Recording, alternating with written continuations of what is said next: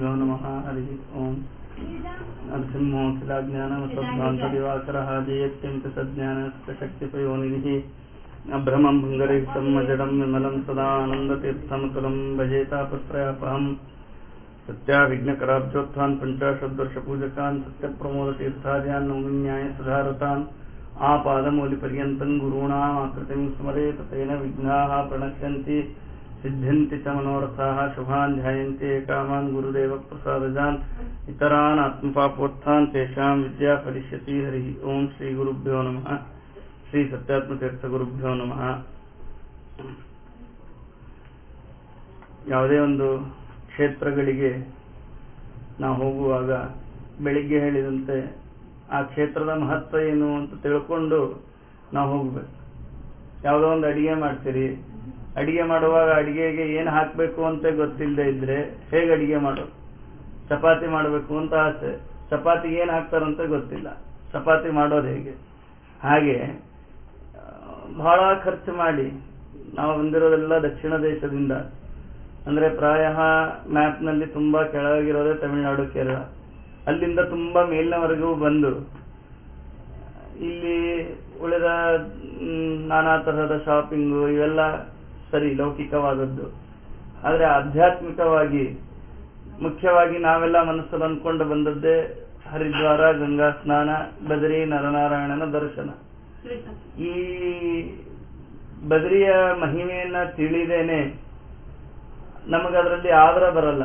ಸುಮ್ಮನೆ ಎಲ್ಲಾರು ಅಂತಾರೆ ಬದರಿ ದೊಡ್ಡ ಕ್ಷೇತ್ರ, ತುಂಬಾ ಕಷ್ಟ, ಅಷ್ಟನ್ನೇ ಮನಸ್ಸಲ್ಲಿಟ್ಟುಕೊಂಡು ಹೋಗಿ ಸ್ನಾನ ಮಾಡಿಬಿಟ್ರೆ ಏನು ಪುಣ್ಯ ಇಲ್ಲ.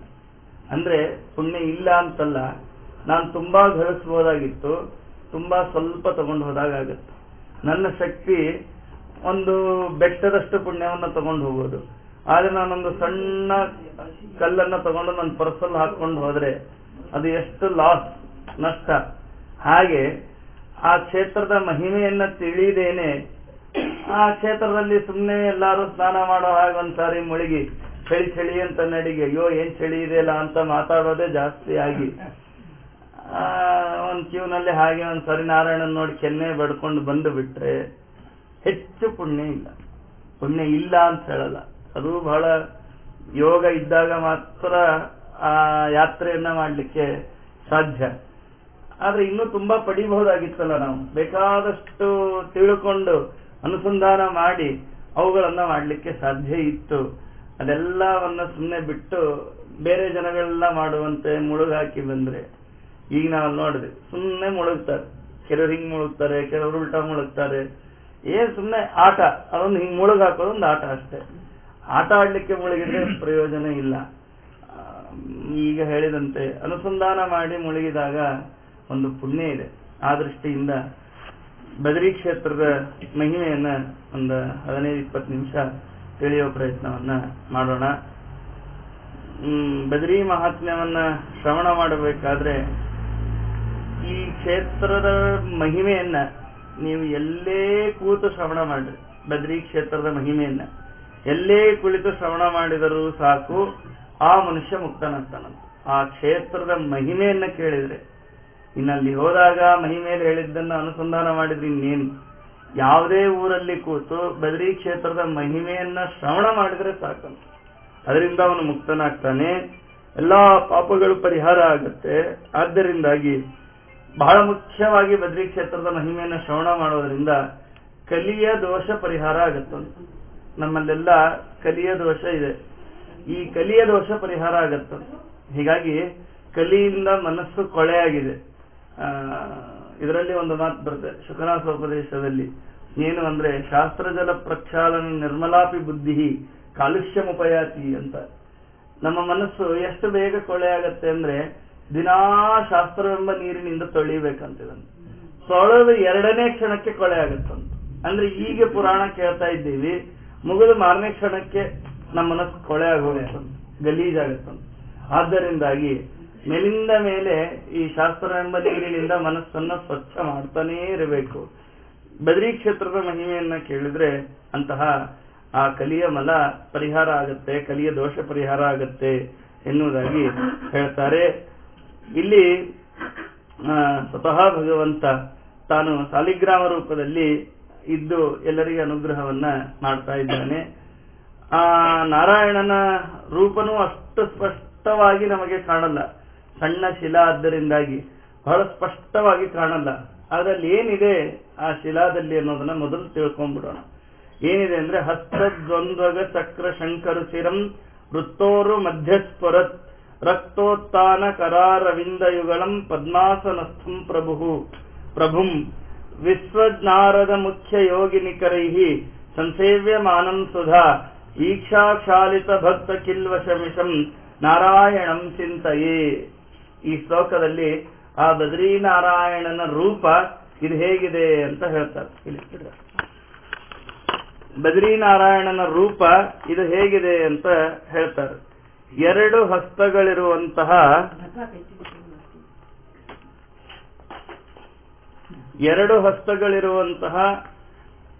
ಆ ಭಗವಂತ ಶಂಖ ಚಕ್ರಗಳನ್ನ ಧಾರಣೆಯನ್ನ ಮಾಡಿದ್ದಾನೆ. ಹಸ್ತದ್ವಂದ್ವಗ, ಎರಡು ಕೈ ಇದೆ ಆ ನಾರಾಯಣನಿಗೆ, ಶಂಖ ಮತ್ತು ಚಕ್ರ ಇವುಗಳನ್ನ ಧಾರಣೆಯನ್ನ ಮಾಡಿದ್ದಾನೆ. ಮಧ್ಯದಲ್ಲಿ ಆ ಉರು ಪ್ರದೇಶದ ಮಧ್ಯದಲ್ಲಿ ಒಂದು ಕೆಂಪಗಿರುವ ಊರ್ಧ್ವಮುಖವಾದಂತಹ ಒಂದು ಕಮಲ ಇದೆ ಅಂತ ಹೇಳ್ತಾರೆ. ಆ ಭಗವಂತ ನಾರಾಯಣ ಪದ್ಮಾಸನದಲ್ಲಿ ಕೂತ್ಕೊಂಡಿದ್ದಾನಂತೆ. ನಾರಾಯಣ ಆಗ್ಲೇ ಕೇಳಿದ್ವಿ ಜಿತಾಸನ ಅನ್ಲಿಕ್ಕೆ. ಆಸನಗಳಲ್ಲಿ ಬಹಳ ಶ್ರೇಷ್ಠ ಆಸನ ಪದ್ಮಾಸನ. ಪದ್ಮಾಸನದಲ್ಲಿ ಕುಳಿತು ನಾವೇನನ್ನ ಜಪ ಮಾಡ್ತೀವಿ ಅದು ಬೇಗ ಸಿದ್ಧಿ ಆಗತ್ತಂತೆ. ಅಂದ್ರೆ ಸಿದ್ಧಿ ಆಗಬೇಕು ಅಂದ್ರೆ ಪದ್ಮಾಸನದಲ್ಲಿ ಕೂಡ್ಬೇಕು, ಪುರುಷರಿಗೆ ಮಾತ್ರ. ಅಂದ್ರೆ ಉಳಿದ ಆಸನದಲ್ಲಿ ಕುಳಿತು ನಾವು ಜಪ ಮಾಡಿದಾಗ ಸಿದ್ಧಿ ಆಗೋದಕ್ಕಿಂತ ಬೇಗ ಪದ್ಮಾಸನದಲ್ಲಿ ಕುಳಿತು ನಾವು ಮಂತ್ರಗಳನ್ನು ಜಪ ಮಾಡಿದಾಗ ಸಿದ್ಧಿ ಆಗತ್ತೆ. ಹೀಗಾಗಿ ಭಗವಂತ ಪದ್ಮಾಸನದಲ್ಲಿ ತಾನು ಕುಳಿತಿದ್ದಾನೆ. ಸುತ್ತಲೂ ನಾರದರೇ ಮೊದಲಾದಂತಹ ಯೋಗಿಗಳು ಚೆನ್ನಾಗಿ ಸೇವೆಯನ್ನ ಮಾಡ್ತಾ ಇದ್ದಾರಂತೆ ನಾರಾಯಣನಿಗೆ. ಅಮೃತಮಯವಾದಂತಹ ಕಟಾಕ್ಷ ನಾರಾಯಣ ಅಂದ್ರೆ ಅವನು ನೋಡ್ತಾ ಇರೋದೇ ಬಹಳ ಅಮೃತಮಯವಾಗಿ ಇದೆ ಎಂಬುದಾಗಿ ಹೇಳ್ತಾರೆ. ಈಕ್ಷಾಕ್ಷಾಲಿತ ಭಕ್ತ ಕಿಲ್ವಿಷ ವಿಷಂ, ಅವನೇನು ಮಾಡ್ತಾನೆ ಅಂದ್ರೆ ಭಕ್ತರ ವಿಷವನ್ನ ಶೋಧಿಸಿ ತಾನು ಪರಿಹಾರವನ್ನ ಮಾಡ್ತಾನೆ.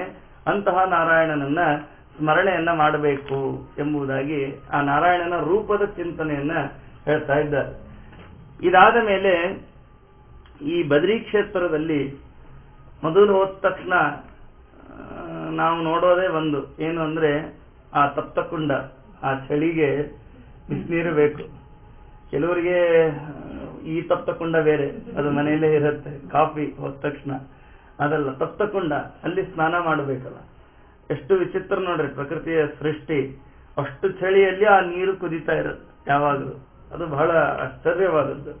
ಹೀಗಾಗಿ ಆ ತಪ್ತಕುಂಡದಲ್ಲಿ ಸ್ನಾನವನ್ನ ಮಾಡ್ತೀವಲ್ಲ, ಅದು ಅಗ್ನಿತೀರ್ಥ ಅಂತ ಅದಕ್ಕೆ ಪ್ರಸಿದ್ಧಿ. ಅಗ್ನಿತೀರ್ಥ ಅಂತ ಅದನ್ನ ಕರೀತಾರೆ.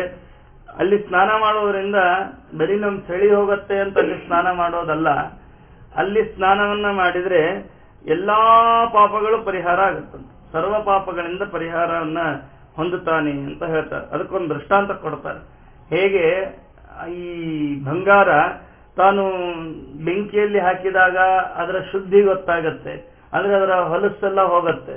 ಹಾಗೆ ಇದರಲ್ಲಿ ಸ್ನಾನವನ್ನ ಮಾಡಿದರೆ ನಮ್ಮ ಕೊಳೆ ಎಲ್ಲ ಹೋಗತ್ತೆ. ಕೊಳೆ ಅಂದ್ರೆ ಈ ಹೊರಗಿರುವ ಕೊಳೆ ಅಲ್ಲ, ಒಳಗಿರುವ ಕೊಳೆಗಳೆಲ್ಲ ಹೋಗತ್ತಂತೆ. ಹೀಗಾಗಿ ಈ ಅಗ್ನಿಕುಂಡದಲ್ಲಿ ಸ್ನಾನವನ್ನ ಮಾಡಬೇಕು. ಯಾರು ತುಂಬಾ ಭಕ್ತಿಯಿಂದ ಈ ಅಗ್ನಿಕುಂಡದಲ್ಲಿ ಸ್ನಾನವನ್ನ ಮಾಡ್ತಾರೆ ಅವ್ರಿಗೆ ಏನ್ ಪುಣ್ಯ ಬರುತ್ತೆ ಅಂದ್ರೆ 1 ಕೋಟಿ ಕೃಚ್ಛ್ರ ವ್ರತವನ್ನ ಮಾಡಿದ್ರೆ ಏನು ಪುಣ್ಯ ಬರಬೇಕು, ಅಥವಾ ಚಾಂದ್ರಾಯಣ 1000 ವ್ರತವನ್ನ ಮಾಡಿದ್ರೆ ಏನು ಪುಣ್ಯ ಬರಬೇಕು, ಆ ಪುಣ್ಯ ಬರುತ್ತೆ. ಚಾಂದ್ರಾಯಣ ವ್ರತ ಅಂದ್ರೆ ಏನು ಅಂತ ಬೆಳಗ್ಗೆ ಪ್ರವಚನದಲ್ಲಿ ನಾವು ಕೇಳಿದ್ವಿ. ಕೃಷ್ಣ ಪಕ್ಷದಲ್ಲಿ ಇಳಿಸ್ಬೇಕು, ಶುಕ್ಲ ಪಕ್ಷದಲ್ಲಿ ತುತ್ತಗಳನ್ನ ಏರಿಸ್ಬೇಕು, ಇದು ಚಾಂದ್ರಾಯಣ. ಕೃಚ್ಛ್ರ ವ್ರತ ಅಂತ, ಕೃಚ್ಛ್ರ ವ್ರತದಲ್ಲಿ ಅನೇಕ ತರಹ ಇದೆ. ಕೆಲವರು ಮಾಡ್ತಾರೆ ಇದನ್ನ, ಬಹಳ ಕಷ್ಟನೂ ಹೌದು, ಒಂದರ್ಥದಲ್ಲಿ ಈಸಿನೂ ಇದೆ, ಮನಸ್ಸು ನಿಗ್ರಹ ಇದ್ರೆ. ಕೃಚ್ಛ್ರ ವ್ರತ ಅಂದ್ರೆ ಏನು ಅಂದ್ರೆ ಬರೀ ಬಿಸಿ ನೀರನ್ನ ಕುಡಿದು ಇರೋದು, ಬಿಸಿ ನೀರು ಕುಡಿದಿರೋದು. ಅದೇನೋ ಇದೆ 48 ದಿನ ಹೀಗೆಲ್ಲ ಇದೆ. ಅಥವಾ ಬೇಯಿಸದೇ ಇರುವಂತಹ ಪದಾರ್ಥಗಳನ್ನು ತಿಂದು ಇರೋದು, ಇದನ್ನು ಕೃಚ್ಛ್ರ ಅಂತಾರೆ. ತುಂಬಾ ಶ್ರೇಷ್ಠವಾದದ್ದು ಕೃಚ್ಛ್ರ ವ್ರತದಲ್ಲಿ ಅಂದ್ರೆ ಬರೀ ಬಿಸಿ ನೀರನ್ನ ಕುಡಿದು ಇರೋದು, ಇದನ್ನ ಕೃಚ್ಛ್ರ ವ್ರತ ಅಂತ ಕರೀತಾರೆ. ಇಂತಹ 1 ಕೋಟಿ ಕೃಚ್ಛ್ರ ವ್ರತ, ಒಂದು ದಿನ ಬಿಸಿನೀರು ಕುಡಿದಿರೋದಲ್ಲ, ಹೇಳಿದ್ನ 48 ದಿನನೇ ಏನೋ ಇದೆ ಅದು ಕ್ರಮ. ಅಥವಾ ಚಾತುರ್ಮಾಸ್ಯದಲ್ಲಿಯೂ ಮಾಡ್ತಾರೆ. ಮೊದಲನೇ ವ್ರತ ಕೊನೆಯ ವ್ರತದಲ್ಲಿ ಈ ಕೃಚ್ಛ್ರ ವ್ರತವನ್ನ ಮಾಡ್ತಾರೆ. ಹಾಗೆ 1 ಕೋಟಿ ಕೃಚ್ಛ್ರ ವ್ರತವನ್ನ ಮಾಡಿದ್ರೆ ಎಷ್ಟು ಪುಣ್ಯ ಬರಬೇಕೋ, ಅಥವಾ 1,000 ಚಾಂದ್ರಾಯಣ ವ್ರತವನ್ನ ಮಾಡಿದ್ರೆ ಏನು ಪುಣ್ಯ ಬರಬೇಕೋ ಆ ಪುಣ್ಯ ಅಗ್ನಿತೀರ್ಥದಲ್ಲಿ ಸ್ನಾನ ಮಾಡಿದ್ರೆ ಬರುತ್ತೆ. ಅಂದ್ರೆ ಎಷ್ಟು ಪುಣ್ಯ ಇದೆ. ನಾವು ಅಲ್ಲಿ ಹೋದಾಗ ಅಲ್ಲಿ ಸ್ನಾನ ಮಾಡುವಾಗ ಇವೆಲ್ಲ ನೆನಪಿಗೆ ಬರ್ಬೇಕಷ್ಟೇ. ನಾ ಏನ್ ದೇವರಲ್ಲಿ ಪ್ರಾರ್ಥನೆ ಮಾಡ್ಕೋಬೇಕಂದ್ರೆ ಇದ್ರಲ್ಲಿ ನೆನಪಿಗೆ ಬರ್ಲಿ ಅಂತ ಪ್ರಾರ್ಥನೆ ಮಾಡ್ಕೋಬೇಕು. ಇಷ್ಟು ಅನುಸಂಧಾನ ಮಾಡಿ ಅಲ್ಲಿ ಸ್ನಾನವನ್ನ ಮಾಡಬೇಕು. ಈ ಅಗ್ನಿತೀರ್ಥ ಇದರ ದರ್ಶನದಿಂದೇ ಪಾಪಗಳ ಪರಿಹಾರ ಆಗತ್ತೆ. ಆ ಅಗ್ನಿತೀರ್ಥದ ಕುಂಡದಲ್ಲಿ, ಆ ತಪ್ತ ಕುಂಡದಲ್ಲಿ ಪಂಚಶಿಲೆಗಳಿವೆ ಅಂತ ಹೇಳ್ತಾರೆ. 5 ಶಿಲೆಗಳಿವೆ ಆ ಅಗ್ನಿತೀರ್ಥದಲ್ಲಿ. ಏನು ಅಂದ್ರೆ ಮೊದಲನೆಯದ್ದು, ನಾರದರು ಅಲ್ಲಿ ಅತ್ಯಂತ ಘೋರವಾದ ತಪಸ್ಸನ್ನ ಮಾಡಿದ್ರಂತೆ. ತಪಸ್ಸನ್ನ ಮಾಡಿದಂತಹ ಶಿಲಾ ಅಲ್ಲಿ ಇದೆ. ಅದೇ ನಾರದ ಶಿಲಾ ಅಂತ ಪ್ರಸಿದ್ಧವಾಗಿದೆ ಅಂತ ಹೇಳ್ತಾರೆ. ಅದು ನಾರದ ಶಿಲಾ. ಆ ನಾರದ ಶಿಲಾ ದರ್ಶನವನ್ನ ಮಾಡಿದ್ರೇನೆ ಮುಕ್ತಿ ಆಗತ್ತೆ ಅಂತ ಹೇಳ್ತಾರೆ. ದೇವರು ಅಲ್ಲಿ ನಿತ್ಯ ಸನ್ನಿಹಿತವಾಗಿದ್ದಾನೆ ನಾರದ ಶಿಲಾದಲ್ಲಿ. ಅಲ್ಲಿ ದೇವರ ಸನ್ನಿಧಾನದಿಂದ ಇರುವಂತಹ ನಾರದ ಕುಂಡದಲ್ಲಿ, ಅರ್ಥಾತ್ ಆ ನಾರದ ತೀರ್ಥದಲ್ಲಿ ಸ್ನಾನ ಮಾಡಿದ ಮನುಷ್ಯ ಅತ್ಯಂತ ಶುಚಿಯಾಗಿ ಹೋಗ್ತಾನೆ, ಪೂರ್ತಿ ಶುದ್ಧನಾಗ್ತಾನೆ. ಅಂದ್ರೆ ಮಾಡಿದ ಪಾಪಗಳೆಲ್ಲ ಪರಿಹಾರ ಆಗುತ್ತೆ. ಅವನಿಗೆ ಹರಿಭಕ್ತಿ ಮುಕ್ತಿ ಏನ್ ಇಷ್ಟಪಡ್ತಾನೆ ಅದು ಸಿದ್ಧಿ ಆಗತ್ತಂತ ಆ ನಾರದ ತೀರ್ಥದಲ್ಲಿ ಸ್ನಾನವನ್ನ ಮಾಡಿದ್ರೆ. ಹೀಗಾಗಿ ಅಲ್ಲಿ ಸ್ನಾನವನ್ನ ಮಾಡಿ ಯಾರು ದಾನ ಮಾಡ್ತಾರೆ, ಏನಾದ್ರೂ ದಾನವನ್ನ ಮಾಡ್ತಾರೆ, ಅಥವಾ ಹೋಮ ಮಾಡ್ತಾರೆ, ಜಪ ಮಾಡ್ತಾರೆ, ಇತರ ಸತ್ಕಾರ್ಯವನ್ನ ಯಾರು ಮಾಡ್ತಾರೆ ಅವರಿಗೆ ಅಕ್ಷಯವಾದ ಫಲ ಸಿಗತ್ತಂತ. ಸಂಘ ಹೇಳ್ತೀನಿ, ನಾನು ಮಧ್ಯಾಹ್ನನೇ ಹೇಳಬೇಕಾಗಿತ್ತು, ಮರೆತೆ. ಇವತ್ತು ಜ್ಯೇಷ್ಠ ಮಾಸ ಪಾಡ್ಯ, ಇವತ್ತಿನಿಂದ ದಶಮಿವರೆಗೂ 10 ದಿನ. ಪಂಚಾಂಗದಲ್ಲಿ ದಶಹರಾ ವ್ರತಾರಂಭ ಅಂತ ಇವತ್ತು ಕೊಟ್ಟಿದ್ದಾರೆ, ನೀವು ನೋಡಬಹುದು. ದಶಹರಾ ವ್ರತ ಆರಂಭ ಇವತ್ತು ಬಹಳ ಶ್ರೇಷ್ಠ. ನಮ್ಮ ತಲೆಯಲ್ಲಿ ಎಲ್ಲ ಏನಾಗಿದೆ ಅಂದ್ರೆ ಈ ಮಾಸ ಮಹಾತ್ಮ್ಯಗಳ ಬಗ್ಗೆ ಶ್ರದ್ಧೆ ಕಡಿಮೆ ಆಗಿದೆ. ಕೆಲವು ಮಾಸಗಳದನ್ನ ನಾವು ಮಾಡ್ತೀವಿ. ಸಾಮಾನ್ಯವಾಗಿ ಬಹಳ ಜನ ವೈಶಾಖ ಮಾಸದ ಪಾನಕ ಪೂಜೆಯನ್ನ ಇವತ್ತಿಗೂ ಅನೇಕ ಜನ ತಮ್ಮ ಮನೆಯಲ್ಲಿ ಮಾಡಿಸ್ತಾರೆ. ಅಥವಾ ಚಪ್ಪಲಿ ದಾನ, ಛತ್ರಿ ದಾನ, ಇವೆಲ್ಲ ಬಹಳ ಜನ ಶ್ರದ್ಧೆಯಿಂದ ವೈಶಾಖ ಮಾಸದಲ್ಲಿ ಇವತ್ತಿಗೂ ಮಾಡ್ತಾರೆ. ಇದಲ್ಲದೇನೆ ಇನ್ನು ಬಹಳ ಜನ ಧನುರ್ಮಾಸದ ನಿಯಮವನ್ನು ಪಾಲನೆ ಮಾಡೋರು ಇದ್ದಾರೆ. ಅಂದ್ರೆ ಇಡೀ ತಿಂಗಳಲ್ಲ, ಯಾವತ್ತೋ ಒಂದಿನ ತಮ್ಮನೇಲಿ ಹುಗ್ಗಿ ಮಾಡಿಸೋ ಅಥವಾ ಮಠದಲ್ಲೇ ಹುಗ್ಗಿ ನೈವೇದ್ಯಕ್ಕೆ ಕೊಟ್ಟು ಒಂದು ಕಂಚಿನ ಪಾತ್ರೆ, ರಗ್ಗು, ಧಾಬಳಿ ಎಲ್ಲ ದಾನ ಕೊಡಬೇಕು ಅಂತ ಧನುರ್ಮಾಸ ಮಹಾತ್ಮೆಯಲ್ಲಿದೆ. ಅದನ್ನು ಶ್ರದ್ಧೆಯಿಂದ ಬಹಳ ಜನ ಇವತ್ತಿಗೂ ಕೊಡ್ತಾರೆ. ಆದರೆ ಪ್ರತಿಯೊಂದು ಮಾಸದಲ್ಲಿಯೂ ಈ ತರಹದ ಒಂದೊಂದು ವೈಶಿಷ್ಟ್ಯತೆಗಳಿವೆ, ಪ್ರತಿಯೊಂದು ಮಾಸದಲ್ಲಿಯೂ ಇದೆ. ಅವುಗಳನ್ನೆಲ್ಲ ನಾವು ಇದೇನು ದೊಡ್ಡದಲ್ಲ ಅಂತ ಬಿಟ್ಬಿಟ್ಟು, ಸಾಮಾನ್ಯವಾಗಿ ಹೇಳ್ಬೇಕಂದ್ರೆ ನೀವೆಲ್ಲ ವಾದರಾಜರ ಕಥೆ ಕೇಳಿರ್ತೀರಿ. ಆ ಕಾಮ ವೈಕೋನ ಸ್ನಾತಃ ರಂಡಿ ಪುತ್ರೋತ್ತಮ್ನ ಸ್ನಾತಃ ಅಂತ. ಒಂದು ಪಿಶಾಚಿ ಅಲ್ಲಿ ಬರೋರಿಗೆಲ್ಲ ಒಂದು ಪ್ರಶ್ನೆ ಕೇಳ್ತಾ ಇತ್ತಂತೆ, ಗಿಡದಲ್ಲಿದ್ದ ಒಂದು ಪಿಶಾಚಿ.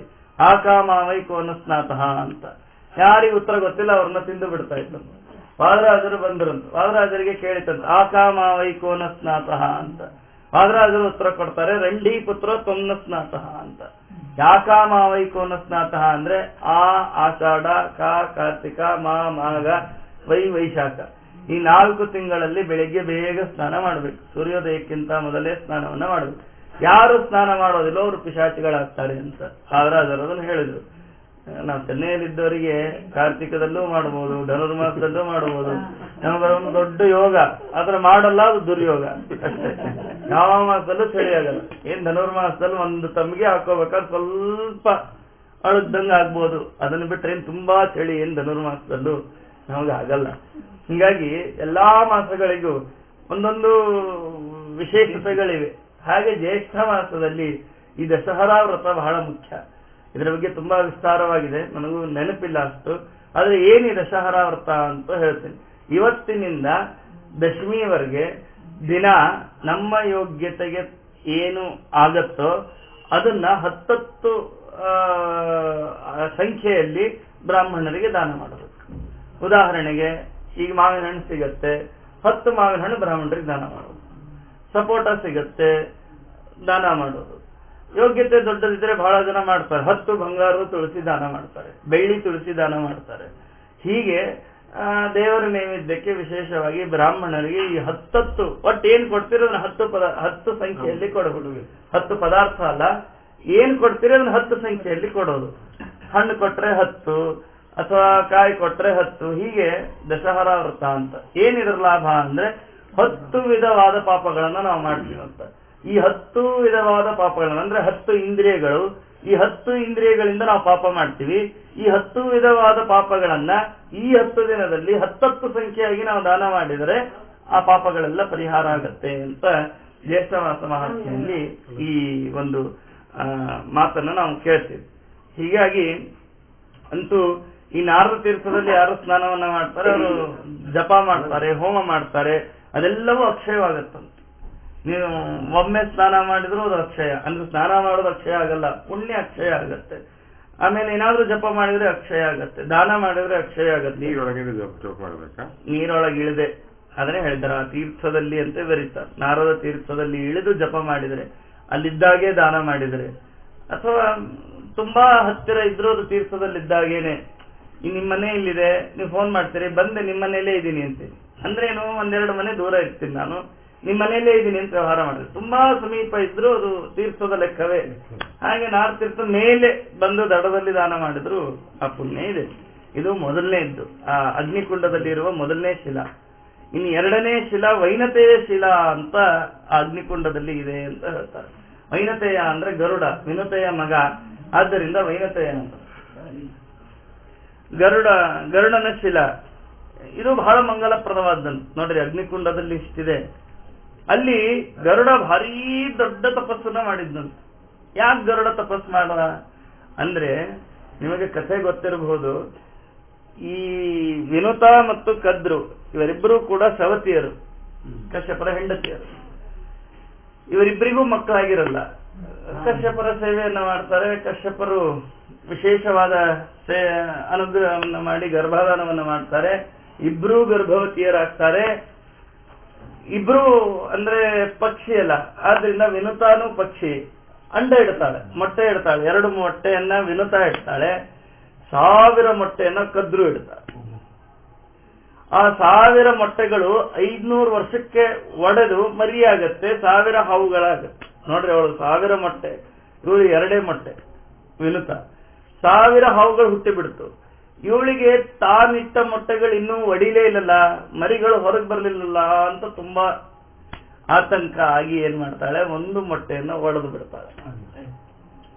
ಒಡೆದ್ರೆ ಅದರಿಂದ ಅರುಣ ಹುಡ್ತಾನೆ. ಅವನು ನೋಡ್ರಿ, ಈ ತಿಂಗಳಿಗೆ ಇಷ್ಟಿಷ್ಟು ಅವಯವಗಳು ಬೆಳೆದು ಅದು ತಾನಾಗೇ ಆ ಮೊಟ್ಟೆ ಒಡಿಬೇಕು. ಅವಸರದಿಂದ ಇವರು ಒಡೆದದ್ದಕ್ಕೆ ಏನಾಯ್ತು ಅಂದ್ರೆ, ಅವನಿಗೆ ಕಾಲುಗಳೇ ಬೆಳೀಲಿಲ್ಲ. ಇಲ್ಲಿವರೆಗೂ ದೇಹ ಬೆಳೆಯುತ್ತೆ, ತೊಡೆವರೆಗೂ, ತೊಡೆಯಿಂದ ಮುಂದೆ ಕಾಲುಗಳು ಬರ್ಲಿಲ್ಲ ಅವನಿಗೆ. ಹೀಗಾಗಿ ಅವನು ತಾಯಿಗೆ ಶಾಪ ಕೊಡ್ತಾನೆ, ನೀನು ನಿನ್ನ ಸವತಿಯ ಮೇಲೆ ಅವಳ ಮೊಟ್ಟೆಗಳೆಲ್ಲ ಮರಿ ಹಾಕಿದವು ಅಂತ ನನ್ನ ಮೊಟ್ಟೆನ ಒಡೆದಿ ನಾನು ಊನಾಂಗ ಆದ್ರೆ ಅದಕ್ಕೆ ನಾನು ನಿನಗೆ ಶಾಪ ಕೊಡ್ತೀನಿ. ಯಾವ ಸವತಿಯ ಮೇಲಿನ ಅಸೂಯೆಯಿಂದ ನೀನು ಹಿಂಗ್ ಮಾಡಿದೆಯಲ್ಲ, ಹಾಗಾದ್ರೆ ನಿನಗೆ ಸವತಿಯ ದಾಸಿಯಾಗುವಂತ ಶಾಪ ಕೊಟ್ಟ. ತಾಯಿಗೆ ನೀನು ಅವಳ ದಾಸಿಯಾಗಿರುವಂತ ಶಾಪ ಕೊಟ್ಟ. ಅದಕ್ಕೆ ಮುಂದೆ ಕಥೆ ಬಹಳ ಇದೆ. ಅದು ಇವರಿಬ್ಬರ ಮಧ್ಯದಲ್ಲಿ ಒಂದು ಪಂದ್ಯ ಆಗತ್ತೆ, ಪಂದ್ಯ ಸೋತವರು ದಾಸಿ ಆಗ್ಬೇಕು, ಅದೆಲ್ಲ ಆಗಿ ಅಂತವಳು ದಾಸಿ ಆಗ್ತಾಳೆ. ಅವಳಂತಾಳೆ, ಹಾಗಾದ್ರೆ ಹೇಗೆ ನನ್ನ ಉದ್ಧಾರ ಅಂತಾಳೆ, ದಾಸಿತ್ವದಿಂದ ಹೊರಗೆ ಬರೋದು ಹೇಗೆ ಅಂದಾಗ, ಆಗ ಇವನು ಹೇಳ್ತಾನೆ, ಈ ಮೊಟ್ಟೆಯನ್ನು ಅವಸರ ಮಾಡಿ ಒಡಿಬೇಡ, ಈ ಮೊಟ್ಟೆಯಲ್ಲಿ ಹುಟ್ಟವನು ಮಹಾಪರಾಕ್ರಮಶಾಲಿ ಆಗ್ತಾನೆ, ಅವನು ನಿನ್ನನ್ನ ಈ ದಾಸ್ಯತ್ವದಿಂದ ಬಿಡುಗಡೆ ಮಾಡ್ತಾನೆ ಅಂತ ಹೇಳ್ತಾರೆ. ನೀವಲ್ಲಿಂದ ಬಂದ್ರೆ ಅದ್ರ ಮಹಿಮಾ. ಅದಕ್ಕೆ ನಿಧಾನಕ್ಕೆ ಅವಸರ ಮಾಡಬೇಡ್ರಿ, ಸರಿ ಅಂತ ಆ ಮೊಟ್ಟೆಯನ್ನು ಅವಳು ಅವಸರ ಮಾಡಲ್ಲ. ಇನ್ನ 500 ವರ್ಷ ಆದ್ಮೇಲೆ ಆ ಮೊಟ್ಟೆ ಒಡೆದು ಗರುಡ ಬರ್ತಾನೆ. ಗರುಡನಿಗೆ ಇವಳು ಹೇಳ್ತಾಳೆ, ಹೀಗೆ ನನ್ನ ದಾಸಿ ಭಾವನೆಯಿಂದ ದೂರ ಮಾಡು.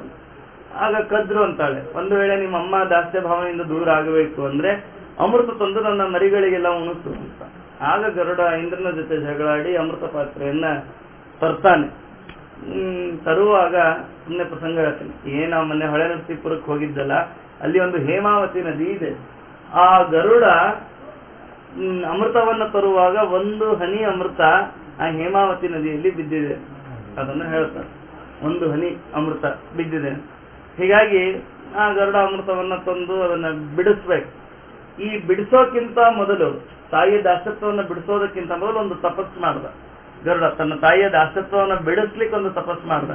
ಎಲ್ಲಿ ಮಾಡಿದ ಅಂದ್ರೆ ಈ ಶಿಲಾ ಮೇಲೆ ನಿಂತು ಮಾಡಿದ್ನಂತ.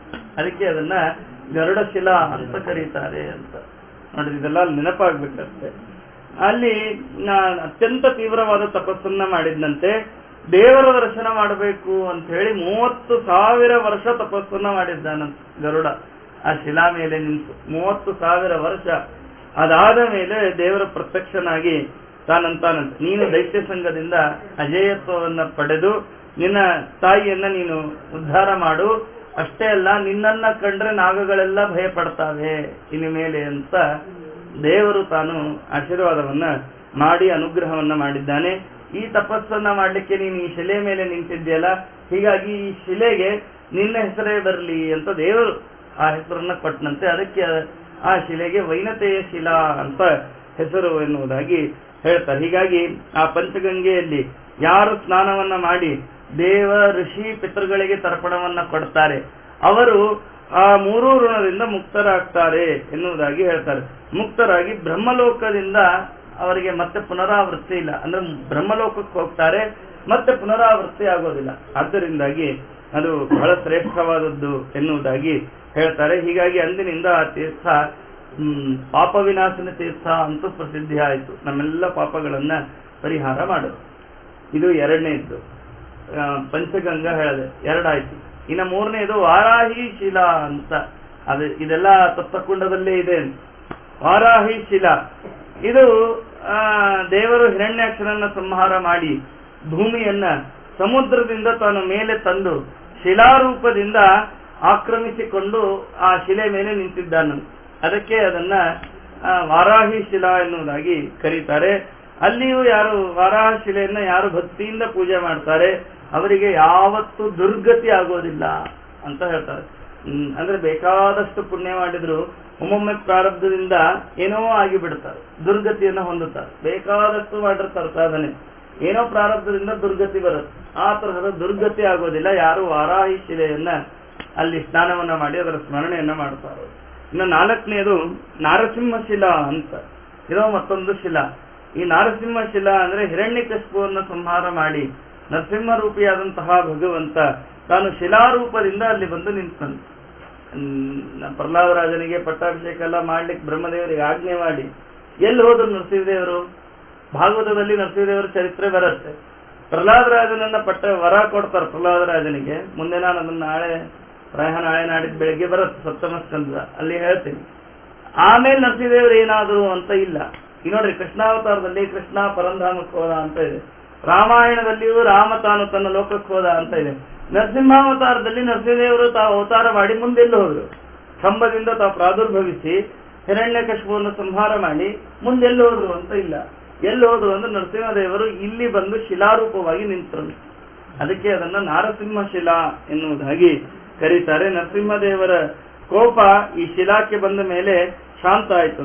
ಹೀಗಾಗಿ ಚತುರ್ಭುಜನಾದಂತಹ ನರಸಿಂಹದೇವರು ಶಿಲಾರೂಪವನ್ನ ತಾಳಿ ನಿರಂತರ ಗಂಗಾದೇವಿಯ ಮಧ್ಯದಲ್ಲಿ ಜಲಕ್ರೀಡೆಯನ್ನ ಆಡ್ತಾ ಇದ್ದಾನೆ. ಹೀಗಾಗಿ ಯಾರು ಇಲ್ಲಿ ಸ್ನಾನವನ್ನ ಮಾಡ್ತಾರೋ, ಪೂಜೆಯನ್ನ ಮಾಡ್ತಾರ, ಅವರೂ ಕೂಡ ಪುನರಾವೃತ್ತಿಯನ್ನ ಹೊಂದೋದಿಲ್ಲ, ಅಂದ್ರೆ ವಾಪಸ್ ಮತ್ತೆ ಸಂಸಾರಕ್ಕೆ ಬರೋದಿಲ್ಲ ಅಂತ ಹೇಳ್ತಾರೆ. ಇನ್ನು ಕೊನೆಯದು 5ನೇ ಕುಂಡ, 5ನೇಯ ಶಿಲಾ ನರನಾರಾಯಣ ಅಕ್ಷಶಿಲಾ. ಇದು ಅಗ್ನಿಕುಂಡದಲ್ಲೇ ಇತ್ತಂತೆ. ಈಗೇನ್ ನಾವು ಸಾಲಿಗ್ರಾಮ ಶಿಲಾ ಇದೆಯಲ್ಲ, ಅದೇ 5ನೇದು ಅಗ್ನಿಕುಂಡದಲ್ಲಿ ಇದ್ದದ್ದು. ಈ ನರನಾರಾಯಣ ಶಿಲಾ ಇದು ಕೃತಯುಗದಲ್ಲಿ ನರನಾರಾಯಣ ರೂಪಿಯಾದಂತಹ ಭಗವಂತ ಎಲ್ಲರಿಗೂ ಭಕ್ತಿ ಮುಕ್ತಿ ಪ್ರದಾಯಕನಾಗಿ ಪ್ರತ್ಯಕ್ಷ ದರ್ಶನವನ್ನು ಕೊಡ್ತಾ ಇದ್ದನು. ಅಲ್ಲಿ ನರನಾರಾಯಣ ರೂಪಿಯಾದ ಭಗವಂತ ಕೃತಯುಗದಲ್ಲಿ. ತ್ರೇತಾಯುಗದಲ್ಲಿ ಮುನಿಗಳು, ದೇವತೆಗಳು, ಯೋಗಿಗಳು ಇವರಿಗೆ ಕಾಣಿಸ್ತಾ ಇದ್ದಂತೆ. ಅಂದ್ರೆ ಎಲ್ಲರಿಗೂ ಕಾಣಿಸ್ತಾ ಇರಲಿಲ್ಲ. ಕೃತಯುಗದಲ್ಲಿ ಎಲ್ಲರಿಗೂ ಕಾಣಿಸ್ತಾ ಇದ್ದ. ತ್ರೇತಾಯುಗದಲ್ಲಿ ಋಷಿ ಮುನಿಗಳಿಗೆ ಮಾತ್ರ ಕಾಣಿಸ್ತಾ ಇದ್ದ.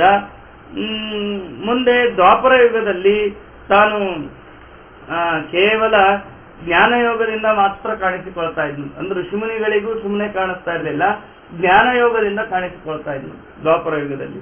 ಕಲಿಯುಗದಲ್ಲಿ ಮಾತ್ರ ನಾನು ದರ್ಶನವನ್ನು ಕೊಡೋದಿಲ್ಲ, ಪ್ರತ್ಯಕ್ಷವಾಗಿ ದರ್ಶನವನ್ನ ಕೊಡೋದಿಲ್ಲ ಅಂತ ದೇವರು ತಾನು ಹೇಳಿಕೊಂಡಿದ್ದಾನೆ.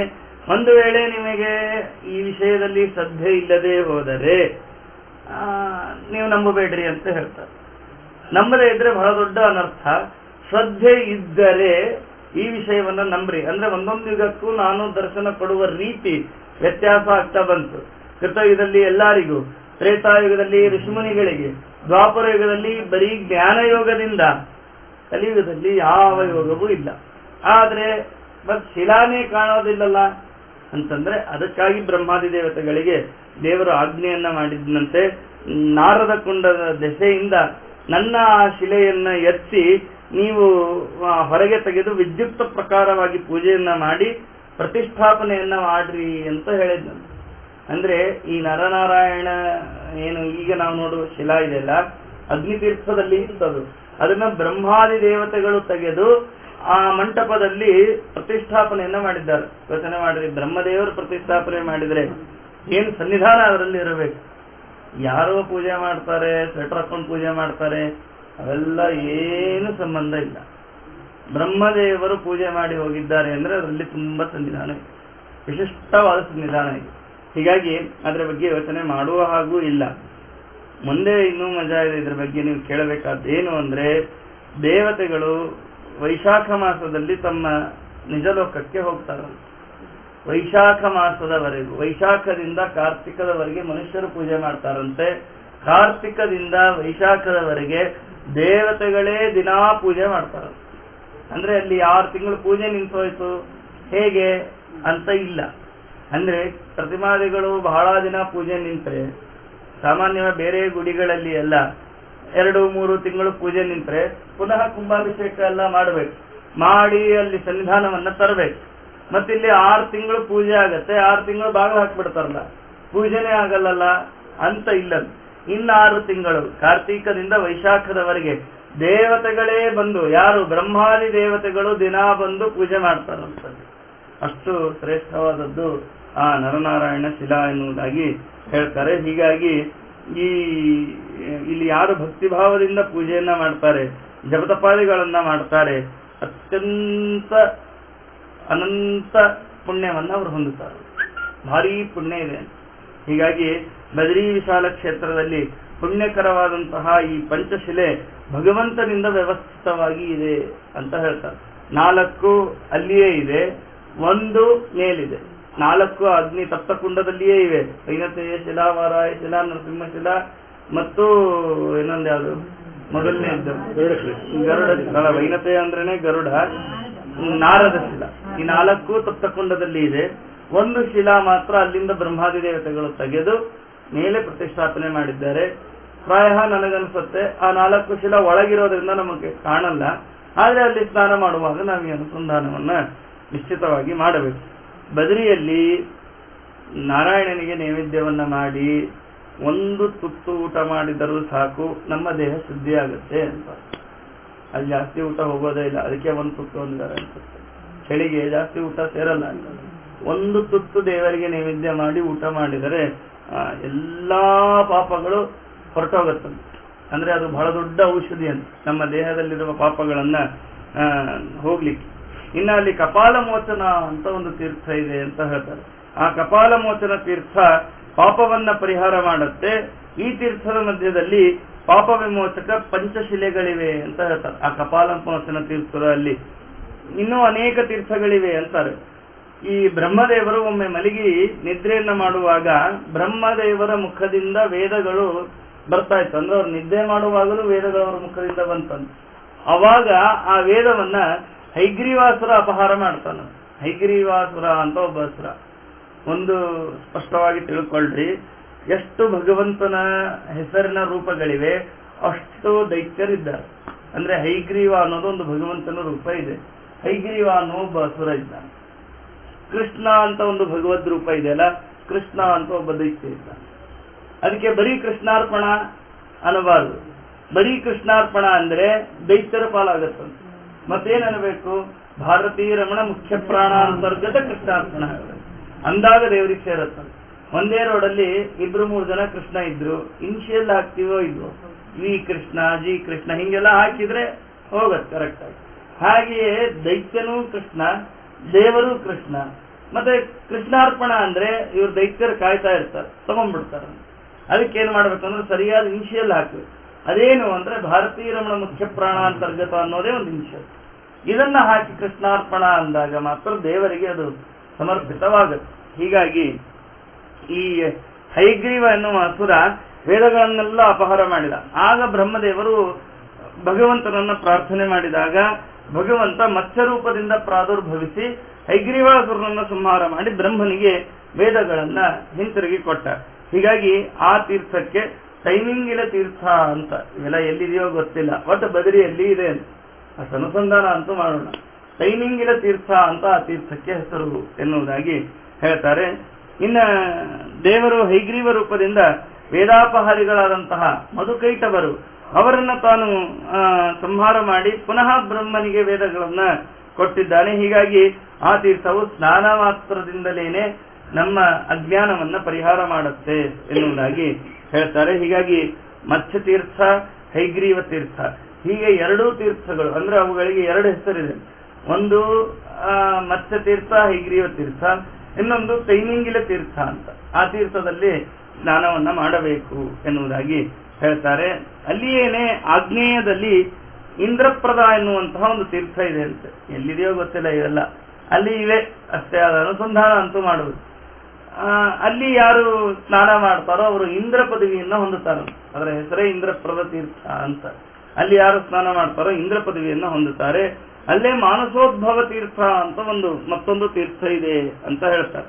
ಅಲ್ಲಿ ಯಾರು ಸ್ನಾನವನ್ನ ಮಾಡ್ತಾರೋ ದಿನತ್ಯ ಹೃದಯ ಗ್ರಂಥಿಂ ಶಿನತ್ಯಖಿಲ ಸಂಶಯಂ ಹರತ್ಯಹಂಶ್ಚ ಸಕಲಂ ಮಾನಸೋದ್ಬೋಧಕಂ ತತಃ. ನೋಡ್ರಿ, ಮಾನಸೋದ್ಭೇದ ತೀರ್ಥ ಅಂದ್ರೆ ನಮ್ಮ ಹೃದಯ ಗ್ರಂಥಿಯನ್ನ ಭೇದಿಸಿ ಎಲ್ಲಾ ಸಂಶಯಗಳನ್ನ ಪರಿಹಾರ ಮಾಡುತ್ತದೆ ಆ ತೀರ್ಥದಲ್ಲಿ ಸ್ನಾನ ಮಾಡಿದರೆ. ಮತ್ತು ನಮ್ಮ ಮನಸ್ಸಿನಲ್ಲಿ ಏನಾದರೂ ಅಪೇಕ್ಷೆಗಳಿದ್ರೆ ಆ ತೀರ್ಥದಲ್ಲಿ ಸ್ನಾನ ಮಾಡುವಾಗ ಅದನ್ನು ಸ್ಮರಣೆ ಮಾಡಿ ಸ್ನಾನ ಮಾಡಿದರೆ ಆ ಇಷ್ಟಾರ್ಥಗಳೆಲ್ಲ ಪೂರ್ಣ ಆಗುತ್ತದೆ. ನಾವು ಮನಸ್ಸಲ್ಲಿ ಏನು ಅನ್ಕೊಂಡು ಸ್ನಾನ ಮಾಡ್ತೀವಿ ಅದೆಲ್ಲ ಪೂರ್ಣ ಆಗುತ್ತದೆ. ಹೀಗಾಗಿ ಅದನ್ನ ಮಾನಸೋದ್ಭೇದ ತೀರ್ಥ ಅಥವಾ ಕಾಮ ತೀರ್ಥ ಅಂತ ಕರೀತಾರೆ. ಅಲ್ಲಿಂದ ಪಶ್ಚಿಮ ದಿಕ್ಕಿನಲ್ಲಿ ವಸುಧಾರ ಎನ್ನುವಂತಹ ಒಂದು ತೀರ್ಥ ಇದೆ. ಇಷ್ಟು ತೀರ್ಥಗಳಿವೆ ಅಲ್ಲೆಲ್ಲ. ಆ ವಸುಧಾರ ತೀರ್ಥ ಅಂತ ಅಲ್ಲಿ ಭಕ್ತಿಯಿಂದ ಯಾರು ಸ್ನಾನವನ್ನ ಮಾಡ್ತಾರೆ ಅವರಿಗೆ ದೇವರು ದರ್ಶನವನ್ನೇ ಕೊಡ್ತಾನೆ.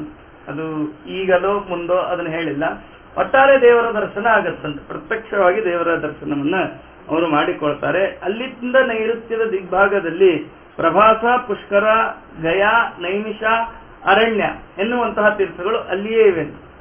ಇವೆಲ್ಲ ಬೇರೆ ಬೇರೆ ಊರು ಕ್ಷೇತ್ರಗಳ ಹೆಸರು. ಇದೆಲ್ಲ ಬದರಿಯಲ್ಲಿಯೇನೆ ಈ ಎಲ್ಲ ತೀರ್ಥಗಳಿವೆ ಎನ್ನುವುದಾಗಿ ಹೇಳ್ತಾರೆ. ಮತ್ತೊಂದಿದೆ ಸೋಮಕುಂಡ ಅಂತ ಒಂದು ತೀರ್ಥ ಇದೆ ಅಂತ. ಅಲ್ಲಿಯೇನೆ ಸೋಮಕುಂಡದಲ್ಲಿ ತಪಸ್ಸನ್ನ ಮಾಡಿ ಚಂದ್ರ ತಾನು ತಪಸ್ಸನ್ನ ಮಾಡಿ ತಾನು ಕೋಟ್ಯಾಧಿಪತಿಯಾಗಿದ್ದಾನೆ ಸೋಮಕುಂಡದಲ್ಲಿ. ಅರ್ಥಾತ್ ಯಾರಿಗೆ ಆರೋಗ್ಯ ಬೇಕು, ಯಾರಿಗೆ ಐಶ್ವರ್ಯ ಬೇಕು ಅವರು ಸೋಮಕುಂಡದಲ್ಲಿ ಸ್ನಾನವನ್ನ ಮಾಡ್ರಿ ಅಂತ ಹೇಳ್ತಾರೆ. ಇನ್ನೂ ಒಂದಿದೆ ದ್ವಾದಶಾದಿತ್ಯ ತೀರ್ಥ ಅಂತ. ಅಲ್ಲಿ ಸ್ನಾನ ಮಾಡುವುದರಿಂದ ತೇಜಸ್ಸು ಬರುತ್ತಂತೆ, ನಮ್ಮ ದೇಹದಲ್ಲಿ ಒಂದು ವಿಶಿಷ್ಟವಾದ ಕಾಂತಿ ಬರುತ್ತೆ ಎನ್ನುವುದಾಗಿ ಹೇಳ್ತಾರೆ. ಇನ್ನೊಂದು ಚತುಸ್ರೋತ ಎನ್ನುವಂತಹ ತೀರ್ಥ. ಅಲ್ಲಿ ಸ್ನಾನವನ್ನ ಮಾಡಿದರೆ ಧರ್ಮ, ಅರ್ಥ, ಕಾಮ, ಮೋಕ್ಷಗಳನ್ನ ಹೊಂದುತ್ತಾನೆ ಎನ್ನುವುದಾಗಿ ಹೇಳ್ತಾರೆ. ಇದಲ್ಲದೇನೆ ಸಪ್ತಪದ ಅಂತ ಒಂದು ತೀರ್ಥ ಇದೆ. ಆ ತೀರ್ಥದ ದರ್ಶನ ಮಾತ್ರದಿಂದಲೇನೆ ಎಲ್ಲಾ ಪಾಪಗಳು ಪರಿಹಾರ ಆಗತ್ತೆ. ಇನ್ನು ಸ್ನಾನ ಮಾಡಿದರೆ ಏನ್ ಪ್ರತ್ಯೇಕ ಹೇಳಬೇಕು ಎನ್ನುವುದಾಗಿ ಹೇಳ್ತಾರೆ. ಆ ಕುಂಡದಲ್ಲಿ ಬ್ರಹ್ಮ, ವಿಷ್ಣು ಮತ್ತು ರುದ್ರ ಇವರು ಸನ್ನಿಹಿತರಾಗಿ ಇದ್ದಾರೆ. ಅಲ್ಲಿ ಮರಣವನ್ನ ಹೊಂದಿದವರು ಬ್ರಹ್ಮಲೋಕವನ್ನು ಹೊಂದುತ್ತಾರೆ. ಅಲ್ಲಿಯೇ ಮರಣವನ್ನು ಹೊಂದೋದು ಅಂದ್ರೆ ಬೇಕಂತೆ ಸಾಯಬೇಕು ಅಂತ ಅಲ್ಲ. ಆಕಸ್ಮಿಕವಾಗಿ ನಮ್ಮ ಆಯುಷ್ಯ ಮುಗಿದು ಅಲ್ಲಿಯೇ ಮರಣ ಆದ್ರೆ ಬ್ರಹ್ಮಲೋಕಕ್ಕೆ ಹೋಗ್ತಾರೆ. ಅಷ್ಟು ಶ್ರೇಷ್ಠವಾದಂತಹ ತೀರ್ಥ ಅದು ಸಪ್ತಪದ ತೀರ್ಥ ಎನ್ನುವುದಾಗಿ ಹೇಳ್ತಾರೆ. ಇನ್ನೂ ಅನೇಕ ತೀರ್ಥಗಳ ಬಗ್ಗೆ ಇದೆ. ಮತ್ತೆ ನಾಳೆ ಸಾಯಂಕಾಲ ಅದನ್ನ ತಿಳಿಯುವ ಪ್ರಯತ್ನವನ್ನ ಮಾಡೋಣ. ನಾಹಂಕರ್ತ ಹರಿಕರ್ತ ತತ್ಪೂಜಾ ಕರ್ಮಚ ಅಖಿಲಂ ತಥಾಪಿ ಮತ್ಕರ್ತ ಪೂಜಾ ತತ್ಪ್ರಸಾದೇನ ನಾನ್ಯಥ ಅನೇನ ಭಾವಿ ಪುಣ್ಯಂ ತದಾತ್ಮತು ಗುರುರ್ಮಮ ಅಸ್ಮದ್ ಗುರುವಂತರ್ಗತ ಭಾರತೀಯ ರಮಣ ಮುಖ್ಯ ಪ್ರಾಣ ಅಂತರ್ಗತ ಸೀತಾಪತೆ ಶ್ರೀರಾಮಚಂದ್ರ ಪ್ರೀತಾಂ ಪ್ರೀತೋ ವರ್ಗೋ ಶ್ರೀಕೃಷ್ಣ.